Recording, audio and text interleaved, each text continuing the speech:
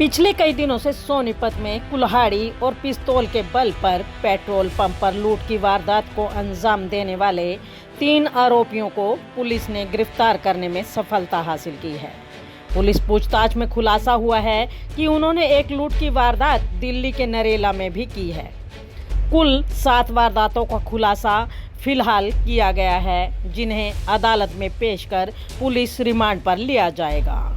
Sonipat police के हत्थे चढ़े यह 3 मोस्ट वांटेड इनामी बदमाश जो नेशनल हाईवे 44 के आसपास मौजूद पेट्रोल पंपों पर कुल्हाड़ी और पिस्तौल के बल पर लूट की वारदातों को अंजाम देकर मौके से फरार हो जाया करते थे। लूट की वारदातों को अंजाम जब दिया जाता था तब उस दौरान यह आरोपी पेट्रोल पंपों पर लगे सीसीटीवी कैमरों में भी कैद हो जाया करते थे।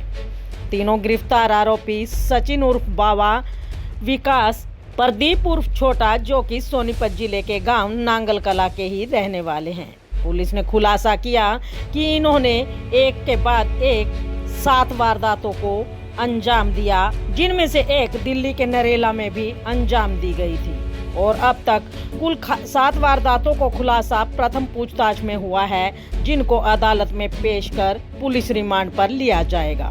पुलिस ने खुलासा करते हुए बताया कि इन्होंने पूछताछ के दौरान बताया कि नशा खरीदने के लिए वारदातों को अंजाम देते थे और उन्होंने एक गाड़ी पर भी कुछ पैसा खर्च किया है। जल्दी ही सभी पैसे की रिकवरी कर अदालत के माध्यम से लूट के शिकार हुए लोगों को वापस किया जाएगा। पुलिस ने बताया कि इनमें से एक गिरफ्तार आरोपी विकास जो कि मैकेनिकल इंजीनियर है और बीटेक भी की हुई है, जो कि सोनीपत में जॉब करता था और 50,000 से अधिक सैलरी लेता था, लेकिन कोरोना काल के दौरान उसकी सर्विस चली गई और वह गलत संगत में चला गया और नशा भी करना शुरू कर दिया। देखिए, अब जैसे सब लोग जानते हैं कि पिछले कुछ दिनों से सोनीपत ज़िले में पेट्रोल पंपों पे कई सारी वारदातें हो रही थी, जिसपे बाइक पे 2 व्यक्ति आ रहे थे और सीसीटीवी फुटेज के माध्यम से हम सब ने देखा कि कैसे वो एक कुल्हाड़ी से पहले वार करते थे और एक आदमी के हाथ में कट्टा भी हुआ करता था, एक इलीगल वेपन हुआ करता था और वो पैसे छीन करके भाग जाया करते थे। तो ये काफ़ी वारदातें पेट्रोल पंप पे पिछले कुछ दिनों से हो रही थी, जिसपे हम लोग सोनीपत पुलिस की तरफ से निरंतर कोशिश कर रहे थे कि इनको हम पकड़ें और हमारी सारी क्राइम टीम जिसमें लगी हुई थी। अभी हमारी CIA 1 और CIA 2 की जॉइंट प्रयासों से हमने इस गैंग को पकड़ने में सफलता हासिल करी है। उसके बारे में डिटेल में आपको बताना चाहूँगा। इसमें टोटल 3 लोग थे, जिसमें से 2 लोग तो ऐसे थे जो बाइक पे बैठ करके वारदात करने आते थे, जिनका नाम है सचिन और बाबा, जो कि गांव नांगल कला का रहने वाला है, सोनीपत जिले का ही। दूसरा व्यक्ति जो बाइक में बैठता था वो है विकास, ये भी गाँव नांगल कला का ही है। और तीसरा व्यक्ति जो कभी सामने वारदात करने नहीं आता था, लेकिन ये तीनों एक ही गैंग के पार्ट थे और आपस में जो गैंग का जो पैसा है, जो लूट का पैसा है, स्नैचिंग का पैसा जो ये लेते थे, वो आपस में तीनों बांटते थे। तीसरा व्यक्ति जो है वो है प्रदीप उर्फ छोटा, ये भी नांगल कला का है। तो नांगल कला के तीनों ये व्यक्ति हैं, तीनों आपस में दोस्त थे और इन्होंने इन सारी वारदातों को अंजाम दिया है।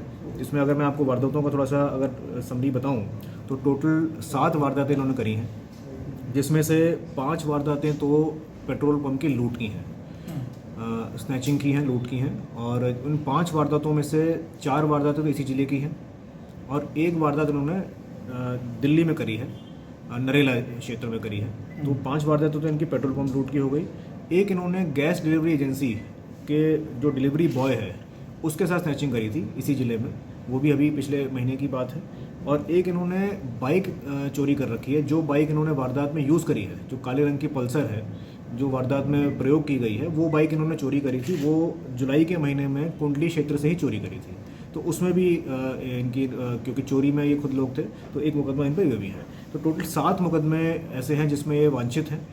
इन सभी मुकदमों में बारी बारी से इनकी गिरफ्तारी की जाएगी। अगर इनका हम प्रीवियस आपराधिक रिकॉर्ड की बात करें तो इसमें सिर्फ जो एक सचिन और बाबा, जो एक व्यक्ति आता था जिसके हाथ में कुल्हाड़ी हुआ करती थी, उसका एक प्रीवियस मुकदमा हमें मिला है जो कि आर्म्स एक्ट का है। ये खरखौदा थाने में दर्ज हुआ था, 2020 का मुकदमा है। इसमें इससे एक नाजायज़ वेपन मिला था। कुछ दिन ये जेल में इस मुकदमे में रहा था, उसके बाद ये बाहर आ गया था। इसके अलावा अभी तक की जांच में कोई और मुकदमा इसके सामने नहीं आया। एक मुकदमा और है, वो छोटा लॉकडाउन का के टाइम का मुकदमा है, जिसमें लॉकडाउन को वायलेशन करके ये लोग आगे सड़क पे आ गए थे, तो वो एक मुकदमा वो भी दर्ज है। लेकिन और कोई था, वो ये था कि कुछ पैसे से कुछ में तो इन्होंने नशा भी खरीदा है। तो ये भी एक कारण था कि नशा आगे खरीद पाएँ, उसके लिए भी ये वारदातें आगे करते थे। और कुछ पैसा इन्होंने आगे भी खर्च किया है। जैसे इनके पास एक जो तीनों को गिरफ्तार किया गया, एक गाड़ी भी इनसे मिली है। i20 गाड़ी में ये लोग गिरफ्तार हुए थे, तो उस गाड़ी की रिपेयर में भी खर्चा इन्होंने काफ़ी किया है। अन्य भी जो अपने खर्चे होते हैं उसको भी चलाया है उसमें। तो कहाँ पैसा इन्होंने दिया, कुछ उधारी भी इनकी पहले की थी उसको भी चुकाया है।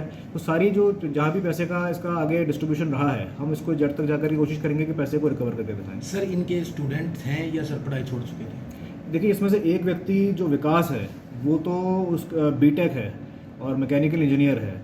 पूछताछ में उसने बताया कि वो एक यहाँ पर सोनीपत में नौकरी भी करता था और काफ़ी अच्छी नौकरी थी, तनख्वाह भी उसको अच्छी, करीब 50,000 के आसपास तनख्वाह उसको मिलती थी। लेकिन बताया उसने कि लॉकडाउन के समय नौकरी उसकी चली गई थी, उसके बाद से वो गलत संगत में पड़ गया, ड्रग्स भी लेनी शुरू कर दी, तो उसके बाद उसने वारदात को अंजाम दिया है। तो उसमें एक व्यक्ति तो बीटेक है, बाकी दोनों ज़्यादा पढ़े लिखे नहीं हैं। तो ये इनका बैकग्राउंड।